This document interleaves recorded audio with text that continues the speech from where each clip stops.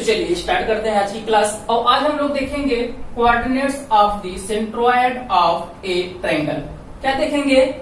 Coordinates of the centroids of A triangle. अब सबसे पहली बात, ये आपका जो कोऑर्डिनेट सेंट्रोइड होता है, जो सेंट्रोइड होता है ये क्या होता है, सबसे पहले इसके विषय में सीखें। तो किसी भी ट्रायंगल में देखिए, ट्रायंगल में कितने, ये देखिए कितने कोऑर्डिनेट होते हैं, 1 2 3। अब इस पॉइंट से इसके इस कोऑर्डिनेट से इसके अपोजिट साइड्स पर, अपोजिट साइड्स के मिड पॉइंट को अगर हम मिला दें, तो अगर ये इसके क्या कर रहा है, मिड पॉइंट को क्या कर रहा है, मिला रहा है, तो इसलिए ये लाइन क्या हो जाएगा, इसका मीडियन। कोई दिक्कत? ये हुआ क्या, मीडियन। अब ऐसे ही अगर मैं इस पॉइंट से इसके मिड पॉइंट को मिला दूं, इसके अपोजिट साइड्स के, तो ये लाइन क्या हो जाएगी, ये भी मीडियन हो जाएगी। और ऐसे ही इस लाइन, इस पॉइंट से इसके अपोजिट लाइन को मिला दूं, मिड पॉइंट को, तो ये लाइन क्या हो जाएगा, मीडियन। और ये तीनों मीडियंस जहां पे कट करते हैं उसी को बोलते हैं सेंट्रोइड। क्या बोलते हैं, सेंट्रोइड। तो सेंट्रोइड क्या होता है, intersection point of 3 medians.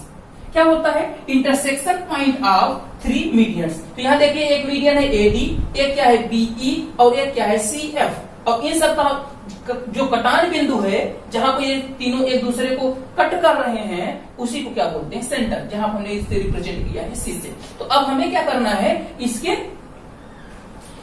Coordinate निकालना है। तो सेंट्रोइड का क्या निकालना है, हमें कोऑर्डिनेट। यही बात हुई है। तो अब लेकिन एक चीज देखिए, तो सेंट्रोइड जहां होता है सेंट्रोइड, तो सेंट्रोइड जो होता है इस मीडियन को 2:1 के रेशियो में डिवाइड करता है।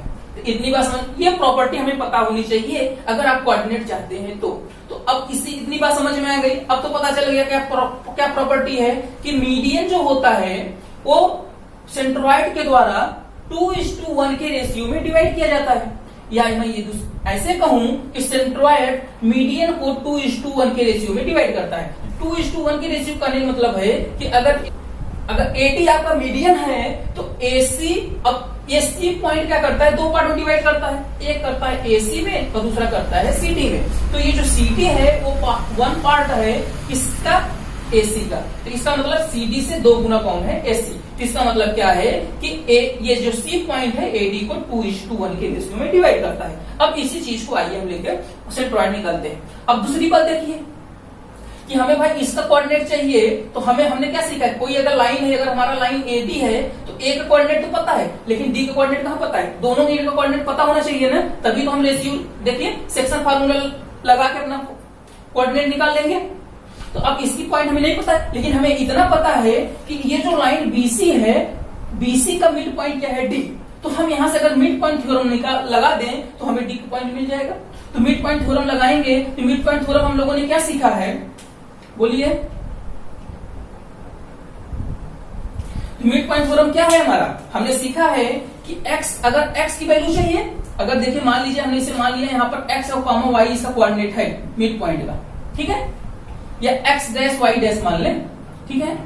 तो अब x डैश इक्वल टू क्या होगा, x2 प्लस x3, बोलिए, x2 प्लस x3 y2 कॉमा y2 प्लस y3 y2। ये कोऑर्डिनेट किसका आया, इस मिड पॉइंट का। कोई दिक्कत किसी को समझने में? कितनी बात समझ में आई? आइए आगे देखते हैं। एक लाइन क्या है, ए डी, ये देखिए एडी है, और इस पर एक पॉइंट क्या है, सी। जो लाइन एडी को 2:1 के रेशियो में डिवाइड कर रहा है, हमने इसे मान लिया m और इसे मान लिया n। कोई दिक्कत यहां तक?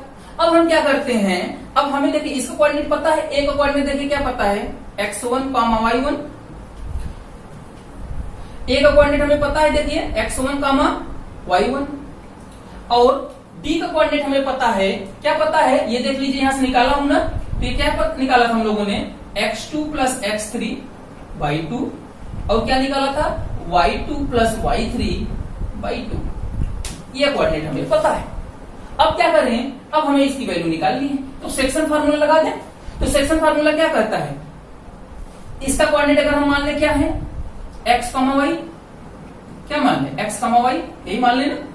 ये देखिए, तो x इक्वल टू क्या हो जाएगा, हमने क्या सीखा है हमने सीखा है कि m का मल्टीप्लीकेशन इसके x में, क्योंकि यहाँ x निकाल रहे हैं तो यहाँ x क्या है x2 प्लस x3 बाई 2, तो यहाँ से मल्टीप्लाई करिए तो यहाँ क्या हो जाए, और m इक्वल टू क्या है 2, तो 2 की वैल्यू रख के तो 2 इंटू क्या हो जाएगा x2 प्लस x3 बाई 2 प्लस अब 1 का मल्टीप्लाई क्या x1 में, ये देखिए तो x1 into 1 upon 2 plus 3, 2 plus 1, कोई दिक्कत। अब देखिए क्या आ गया, x की वैल्यू कितनी आ जाएगी, तो अब देखिएगा ध्यान से 2 इंटू बाई 2 है तो ये 2 कैंसिल हो जाएगा, ये देखिए जो 2 लिखा हुआ है ये इससे कैंसिल हो जाएगा, तो ये कैंसिल हो गया, क्या बचा यहाँ पर केवल x2 प्लस x3 प्लस यहां से देखिए मल्टीप्लाई होगा तो x1 अपॉन क्या आ गया 3, तो x की वैल्यू कितनी आ गई x1 प्लस x2 प्लस x3 बाई 3। कोई दिक्कत किसी को समझने में, x की वैल्यू समझ में आई सबको, क्या आया x1 प्लस x2 प्लस x3 बाई 3, ये किसका कोऑर्डिनेट है, सेंट्रोइड के x की वैल्यू सिर्फ आई है, अभी y की वैल्यू हमें कैलकुलेट करनी है। तो आइए आगे देखते हैं, तो सेंट्रोइड अब y की वैल्यू कैलकुलेट करते हैं, तो चलिए अब देखते हैं y की वैल्यू कैसे आई है।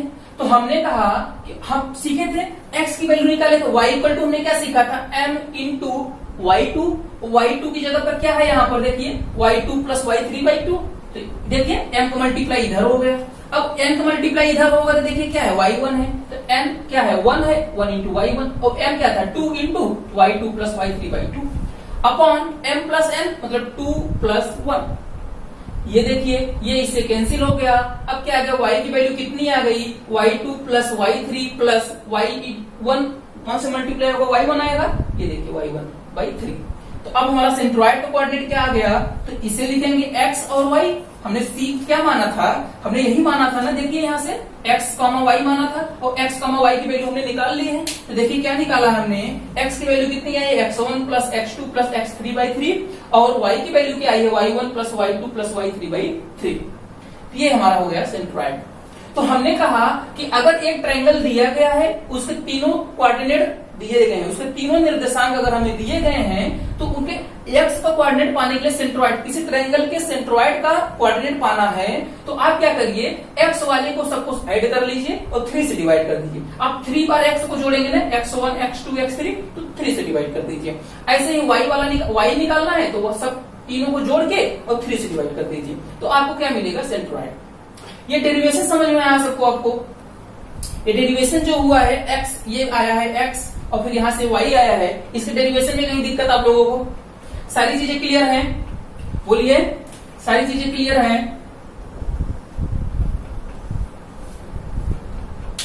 चलिए एक एग्जांपल देखते हैं, सारी चीजें क्लियर फिर से होंगी, ठीक है। चलिए आइए देखते हैं। अब देखिए एक एग्जांपल दिया गया है हमें, एक ट्रायंगल दिया गया है, इस ट्रायंगल में कहा जा रहा है कि एक ट्रायंगल है और उसका ये क्या है AD क्या है मीडियन है, ठीक है, और C क्या है इसका सेंट्रोइड है। तो अब सेंट्रोइड का कोऑर्डिनेट हमें दिया गया 3,4, पॉइंट A का दिया गया है 6,4, B का दिया गया है -2,2 और पॉइंट C का नहीं दिया गया, हमसे पॉइंट C का पूछा गया है इस बार। अब देखिए आइए कैलकुलेट करते हैं। तो हमने मान लिया कि ये क्या है हमारा जो C पॉइंट है क्या है x3 और y3, ठीक है, हमने ये मान लिया। तो अब हम क्या करते हैं x3 y3 को कैलकुलेट करते हैं। तो हमने जो अभी पढ़ा है वो C पॉइंट के लिए तो पढ़ा नहीं है, हमने जो भी पढ़ा है सेंट्रोइड के लिए पढ़ा है। तो हम क्या करते हैं सेंट्रोइड से ही स्टार्ट करते हैं।